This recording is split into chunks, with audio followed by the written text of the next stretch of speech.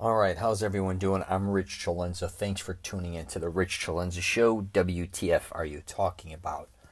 So, what I'm going to call this podcast is Go Where Your Energy Leads You.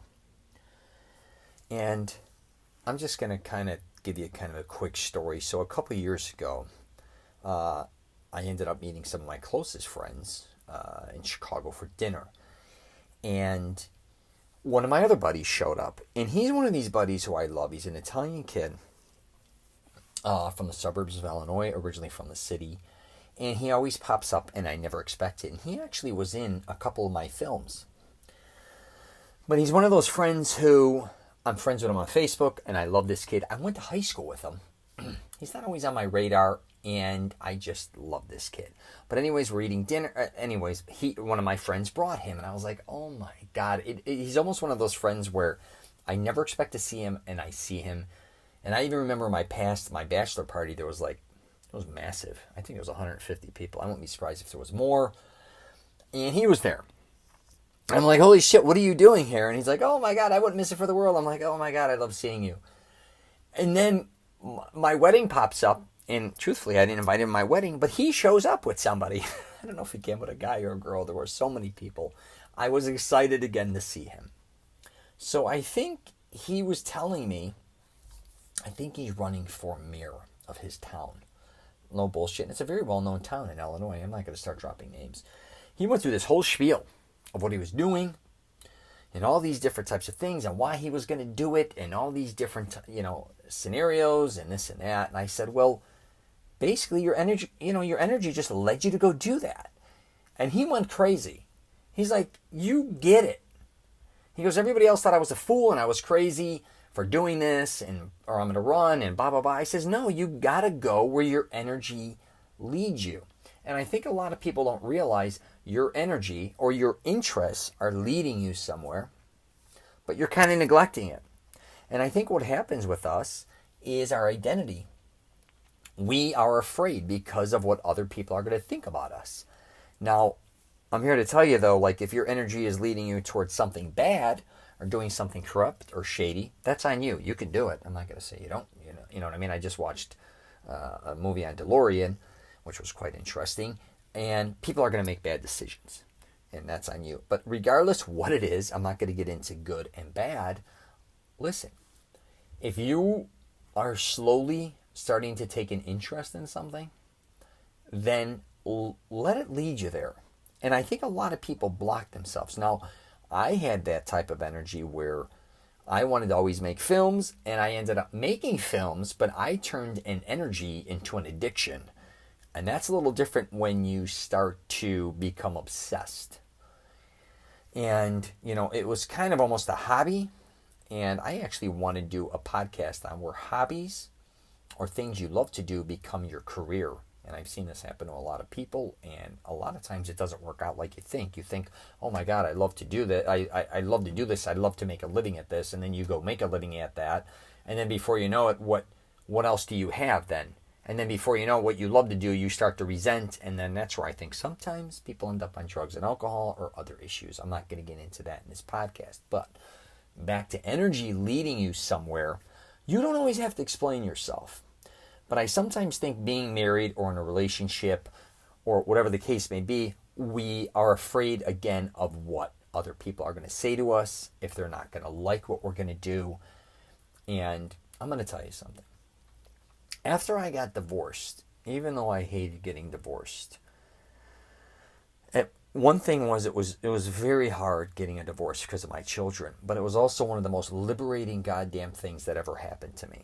And that's not a dig on my ex-wife. My ex-wife said, you need to go do what you got to do. You have all these things that you have not completed in your life. I think she thought this. She didn't say this to me. But I had a lot of things that I wanted to get done and get accomplished. And I kind of felt like, I was tied into something, and I was almost becoming a phony, and I just couldn't take it anymore. And then she almost had to deal with my craziness, and it wasn't fair to her at all. But again, my energy was leading me towards, at that time, I wanted to make a fourth feature film. I wanted to, and I didn't care who got in my way, which as time went on, I realized maybe I don't want to make films anymore. I was just wrapped up in an identity. But I would have loved to make more films. That's not true. But I also understood I had to go figure myself out at 40 years old and figure out who the hell am I. That's what I had to do. I really did, because I really didn't know who the hell I was anymore. And but again, where did my energy lead me? And I remember even writing a book. I first was going to actually open a model agency in LA. And then I was traveling a lot. And then I said, you know what? I'd rather just write a book to help people. I have no idea where this came from. I think one of my closest friends said, Rich, just write a book on it. So I wrote a book on modeling, which who the hell would do that? I mean, I modeled when I was younger. I helped my daughter, and I think I could have been a really great agent, owner, whatever the case may be, because I, for some reason, really just kind of that gravitated towards me, towards that point in time. And then after I wrote the Model Bible, I remember it was like January 1st, whatever year it was, I said I'm going to write another book, like a lunatic. But before that, I was writing screenplays like crazy. I was just exhausted from writing screenplays. And again, my energy led me there. I was working on 4 different screenplays. And people are like, Rich, just concentrate on one. I couldn't. I was working on a horror screenplay, a comedy screenplay, a kid's pilot, another pilot. And then I was actually writing a sequel to a film that I never even filmed yet. That's how nuts I was. So to make a long story short, this is just where my energy led me. It was almost like a release. But then I got, again, obsessed with it, besides working, it consuming a lot of my time. But I'm not a guy who likes to sit around and watch TV. I was either at the movie theater writing screenplays or writing books, or out on dates, or hanging out with women, or whatever the hell you want to say. That doesn't mean I was necessarily fooling around them all. I just like being around beautiful women. It was just my thing for a while. But nonetheless, if you have, these things that you want to accomplish in life, please start off slow, or you could jump into it head first too. But really think about it, because I talk to so many people, especially when traveling, or just friends that are like, how did you do this? How'd you even write one book? Because I'm not, believe me, by any means the sharpest tool in the shed, but I've written a couple books. I've done a program. I've made some films. And I'm telling you, if I can do it, you can do it too. You can really, for the most part, if you put your mind to it, do some incredible things. I'm not here to pitch like I'm some public speaking bullshitter. I'm also pretty honest. If you think you're 40 years old and you think you're going to become the heavyweight champion of the world, I'm going to call you an asshole most likely. Unless you boxed for most of your life. You're probably not George Foreman. Just saying. If you think you're going to be the next Michael Jordan, that's probably not going to happen 99.9% of the time. I'm going to call you an asshole again. That doesn't mean you can't coach. You can't get involved with basketball. Sometimes I think, there's one thing to say, being realistic to a certain point. Okay, you got to be a little realistic. For a lot of people to say you can go out and do whatever you want, it's not always the case, because you can't. I wanted to be a professional football player. I've told this before. I was too small, and then, I wanted to be either Dick Butkus or Walter Payton. I was neither. The truth was, I just wasn't. I didn't have, the skills that, especially Walter Payton had, or Dick Butkus at that point in time. But I'm here to tell you, you can do some incredible things. You just have to listen to your mind and let the energy again. And I know it sounds kind of corny, kind of going with attacking. I call attack what you want. A lot of people, I think, get caught up with the law of attraction, which is wonderful, thinking it's going to come to you, if that's your pitch. Or if you pray for something, it's going to come to you, and God bless if you believe that. But I'm here to tell you, most likely that's a lot of bullshit. But I love The Secret. I love praying. Don't get me wrong. I think that's a great component. Because I think a lot of times we need to believe that we deserve certain things, and there's nothing wrong with praying for it, and that it is coming. But if you do not you don't lead the energy to where you want to go, and you do not attack. Because you have to learn if you want shit and you want to get it done, you just got to keep moving forward. No matter what happened in my life, my production partner, we went through so many different types of things over the years, and I go, move forward.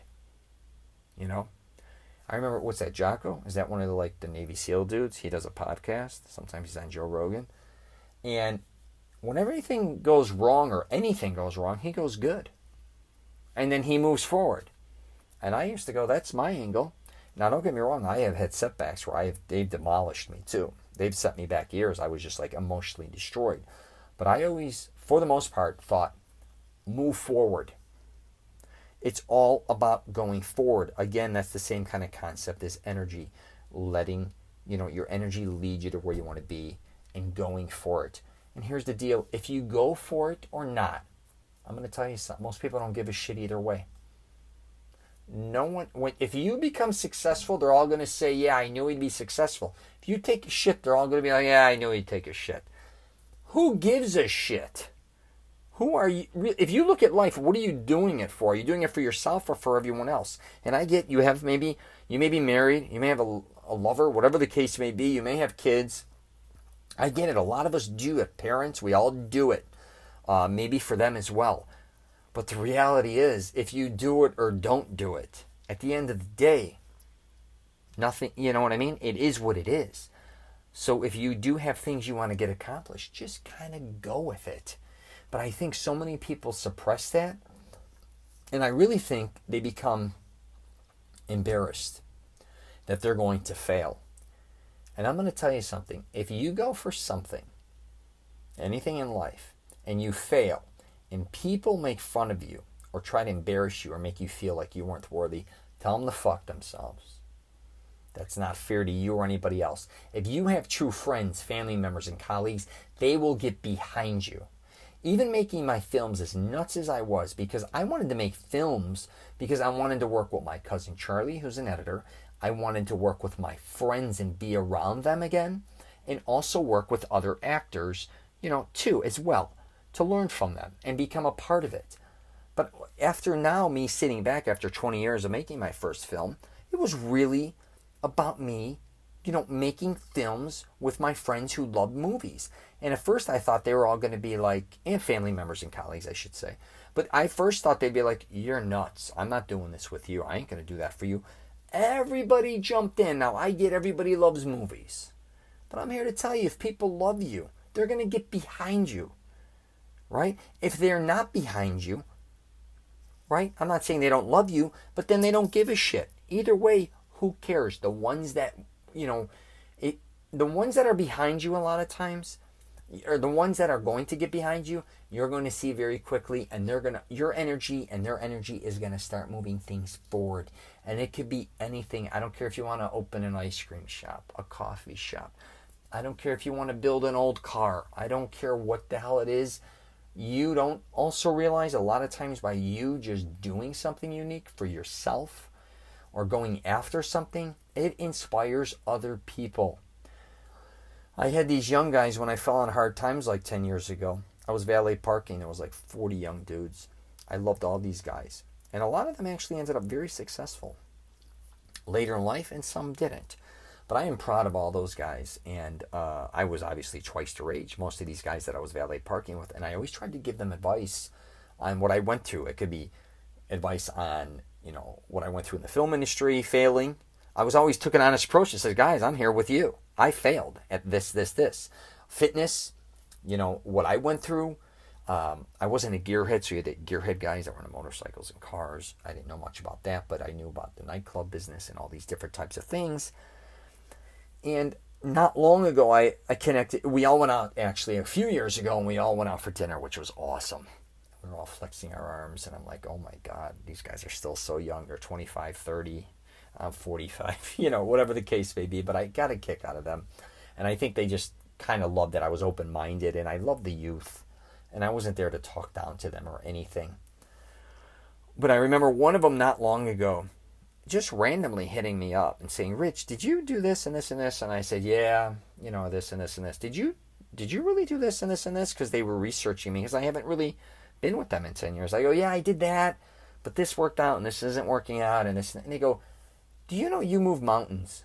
And I was like, that's kind of ridiculous. But the way he said that kind of had an impact on me. Like, I do try to do things. I know it's not moving mountains. It's ridiculous, but he was like, I have so much respect for you because you really you really try, regardless if you're going to fail or succeed, even at your age, because a lot of them guys would have fathers, and I know they were, they had a lot of problems, and mothers. There were some, a lot of them come from broken homes, or some had fathers that were alcoholics, drug addicts, and some didn't have fathers, some didn't have, all these different types of things. And I was old enough to be their fathers, and they used to say, "You're still doing this crazy shit. You will not give up." And I kind of go and I tell them, go where your energy leads you. 1 minute you may want to all of a sudden jump out of a goddamn airplane. I don't know. But if that's where your energy leads you, I wouldn't recommend it. But if that's what you feel will liberate you and make you feel great and maybe start something or moving some momentum, do it. Do whatever you feel. And again, I'm not talking about hurting anybody or yourself. Hopefully you understand that. But you can do whatever the hell you want to do. I'm not here to tell anybody in their life what to do, but please follow. People are always like, follow your dreams, follow your goals, follow all this shit. And we have all these things that we kind of set in the future, which is God bless. In 5 years I want to be here. The 5-year plan. How many times am I going to freaking hear that? I'm going to do this, and then I'm going to do this, and I'm going to do that. I'm like, that's wonderful. What are you doing now? What is going to lead you to that? Or what, all these different types of things. I'm always hearing all these pitches, and they can't even, get out of bed half the time.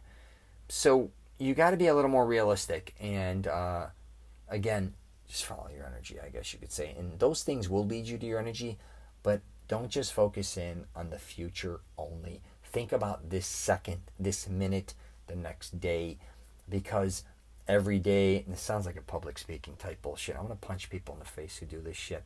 But I'm honest. I'm going to be honest with you. Every day, if you could just do a little bit, you'd be shocked at the end of the year, right? I mean, really, if you do. When I wrote a book, it sounded impossible. I thought I would write one in like a year. I think it took me 3 by the time I wrote it. Back to the editor, back to me, back to the editor, back to the whole bullshit. And of course, but you know what? I just did it. And then I did another one just to prove, because I wanted to do another book. I was like, you know what? I need to do it on a subject that I think now I can really dig in deep. Again, I thought because I wrote one in 3 years, I would do the next one. The second one was just as long because it was a longer book, much more detailed, just as complicated. And I'm not saying this because who gives a shit that I wrote books? But my point being is it didn't even have to be every day, and I think that's where people freak out. Like, every day you got to write. Then every week you got to write. Then every month you got... No.